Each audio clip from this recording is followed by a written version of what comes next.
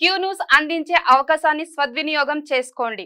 సమస్య ఎక్కడున్నా నేనున్నానంటూ ధైర్యంగా ప్రశ్నిస్తూ రాజకీయాల పట్ల అవగాహన కలిగిన అనుభవం గల రంగారెడ్డి హైదరాబాద్ రిపోర్టర్లు కావాలను సంప్రదించవలసిన నెంబర్లు 8688926084. విద్యుత్ పై దర్యాప్తు షురు. విద్యుత్ జ్యుడిషియల్ కమిషన్ కొత్త చీఫ్ మదన్ భీమ్రావ్ లోకూర్ దర్యాప్తు షురు చేశారు. గతంలో విచారణ చేపట్టిన కమిషన్ మాజీ చైర్మన్ ఎల్ నరసింహారెడ్డి రూపొందించిన నివేదికను జస్టిస్ లోకూర్ పరిశీలిస్తున్నారు.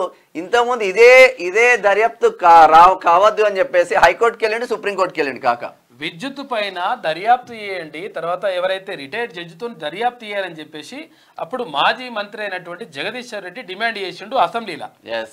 అసెంబ్లీలో డిమాండ్ చేసిన తర్వాత మరి డిమాండ్ చేసుడు ఏంది ఆయన, మరి నిజంగానే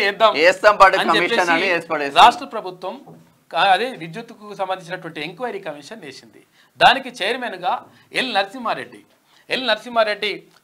ఎవరు, ఆయన పాట్నా హైకోర్టు చీఫ్ జస్టిస్ గా పనిచేసిండు, తర్వాత హైకోర్టు జడ్జిగా పనిచేసిండు. ఆయన సీనియర్ నాయకుడు. తర్వాత ఇక్కడ అది హైదరాబాద్ సెంట్రల్ యూనివర్సిటీకి వైస్ ఛాన్సలర్ కూడా పనిచేసిండు. ఆయనని ఇక్కడ ఈ కమిషన్ కి చైర్మన్ గా వేసిండ్రు. వేసిన తర్వాత ఆయన మొత్తం కూడా మొత్తం బయటకు తీసేసిండు. మొత్తం తీస్తా ఉంటే వస్తా ఉంటే వీటన్నిటినీ అంటే ఏదన్నా ముచ్చట వచ్చినప్పుడు ఇట్లా మొత్తం అన్యాయం జరిగిందనే ఒక మాట అన్నాడు. ఇక దాంతో అట్లా అవుతుంది ఇట్లా అవుతుంది, అసలు కమిషన్ ఏవద్దు, ఆయన అర్హుడే కాదు, ప్రెస్ మీట్ ఎట్లా పెడతావు, అసలు అని చెప్పేసి కాక హైకోర్టుకు పోతే హైకోర్టు అని చెప్పేసి పంపించింది. సుప్రీంకోర్టు పోయినా అట్లేం కాదని ఆయన బాబు ఇట్లా కాకపోతే ఏంటంటే ఆయన ఏదో బయట పెడుతున్నా చెప్తున్నావు కాబట్టి, నువ్వు ఆరోపణ చేస్తున్నావు, ప్రెస్ మీట్ పెడుతున్నావు అంటున్నావు కాబట్టి ఆయనని పక్కకు పెడదాం, 100% కమిషన్ కొనసాగాల్సిందే, నీ పైన ఎంక్వైరీ కొనసాగాల్సిందే అని చెప్పేసి సుప్రీంకోర్టు కూడా స్పష్టం చేసింది.